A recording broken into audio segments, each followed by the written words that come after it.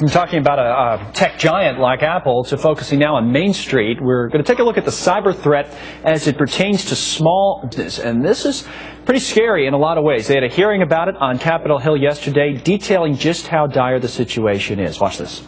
These attacks can be catastrophic, leaving many small businesses unable to recover.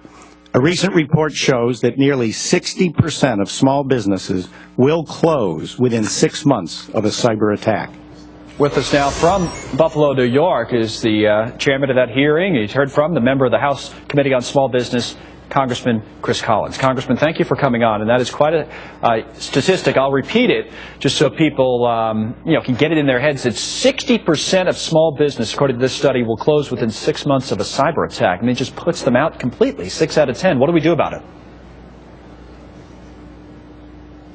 Well, Connell, what it comes down to is we're trying to raise the issue of cybersecurity for small business so that they know there's a problem. So many small businesses today feel like, in fact, it's almost 87%, don't think that there's a threat to them, but then when you ask them if they've got a security policy, they don't. So it starts with the board of directors and the CEO establishing a security policy for cybersecurity, making sure, as we just heard Apple's talking about, you have strong passwords. It's not the name of your college mascot, it's not the name of your dog, and it's not repeating a username and making it your password as well. So many people are naive and thinking it won't happen to me. Well, when it does happen, as we pointed out yesterday, the results can be catastrophic. A cyber attack accessing your bank accounts, rerouting your phone numbers to where when the bank calls to verify the transfer, it's been redirected to the criminal and they're giving it the A-OK. The next thing you know, tens of thousands, hundreds of thousands of dollars are leaving your bank account. And you don't even know it's happening. Now, what have you found from looking into this? Because you say that there's this whole philosophy out there about, oh, it can't happen to me. Is there anything to that? Because just thinking about it logically, you might say, well, if I'm a hacker, I'm going to go out and attack the biggest business I can and get the biggest bang for my buck, so to speak. Is that normally what the hackers are doing, or are they going after the small businesses now as well? What are you seeing?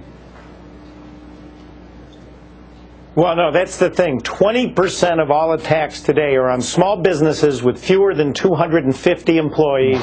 Those are the companies that think it won't happen to me. Well, it is happening, and the results can be catastrophic. It can be the theft of intellectual property, designs, your financial plan, your customer list, all of the information on your employees, their social security numbers.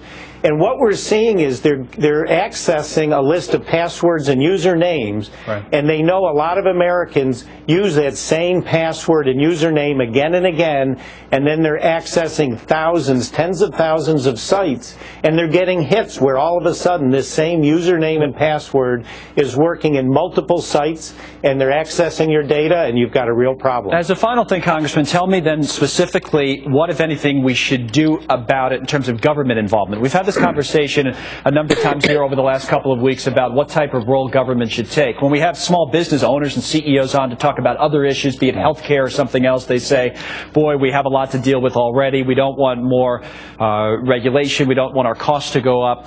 So what's the role of government, and what's the proper kind of line to draw in the sand on that?